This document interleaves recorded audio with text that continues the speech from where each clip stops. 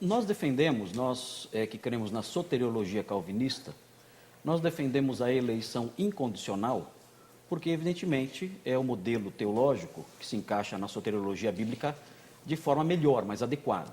Até porque, sem ainda olhar diretamente no texto bíblico, é evidente que se Deus escolhesse alguém, porque viu nessa pessoa, ou anteviu nessa pessoa, na sua história, no modo como ele desenvolveria a sua fé, eventualmente no futuro, se isso acontecesse, se Deus escolhesse alguém com base nisso, evidentemente a eleição seria por mérito.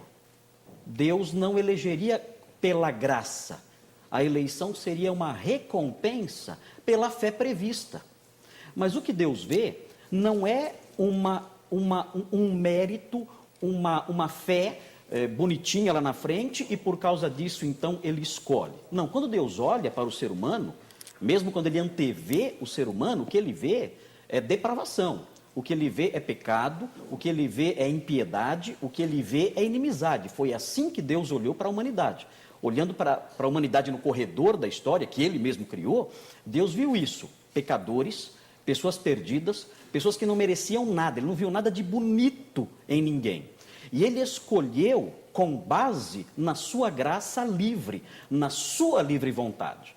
Então, usando isso, a sua soberania, que está oculta em vários aspectos, em mistérios que nós não podemos perscrutar, Deus habita numa luz inacessível, ele com base nisso, na sua graça apenas, na sua livre determinação e graça, da sua livre escolha, na sua escolha soberana, ele escolheu alguns e nós não entendemos os seus critérios, porque são critérios que estão acima da compreensão humana, não podemos explicar a mente de Deus, é uma mente inacessível. Ele fez isso com base apenas no seu querer, seguindo critérios que talvez nem existam, mas apenas a sua vontade. E o texto básico que aponta para isso com bastante clareza é o texto de Romanos 9, a partir do versículo 14, o texto diz o seguinte, lendo aqui o versículo 15, você pode ler em casa, o 14 em diante, diz assim: pois ele, Deus, diz a Moisés, terei misericórdia de quem eu quiser ter misericórdia,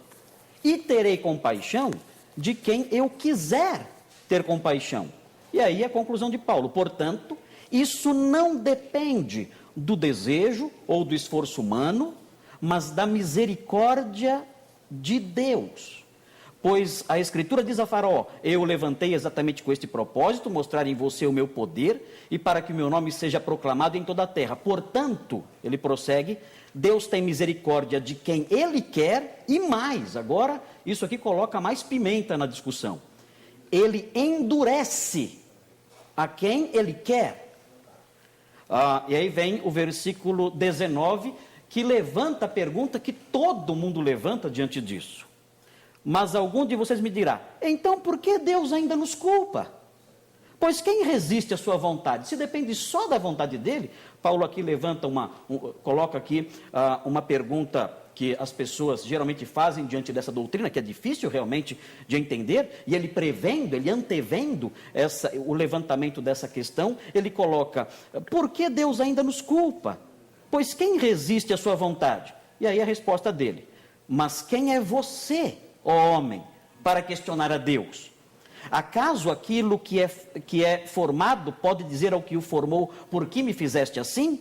O oleiro não tem direito de fazer do mesmo barro um vaso para fins nobres e outro para uso desonroso? Paulo está defendendo a soberania livre de Deus aqui. Ele faz o que quer. Ele faz um para a salvação, outro para a perdição. 22. E se Deus, querendo mostrar a sua ira e tornar conhecido o seu poder, suportou com grande paciência os vasos de sua ira, preparados para a destruição, que dizer, se ele fez isso para tornar conhecidas as riquezas da sua glória aos vasos de sua misericórdia, que preparou de antemão para a sua glória.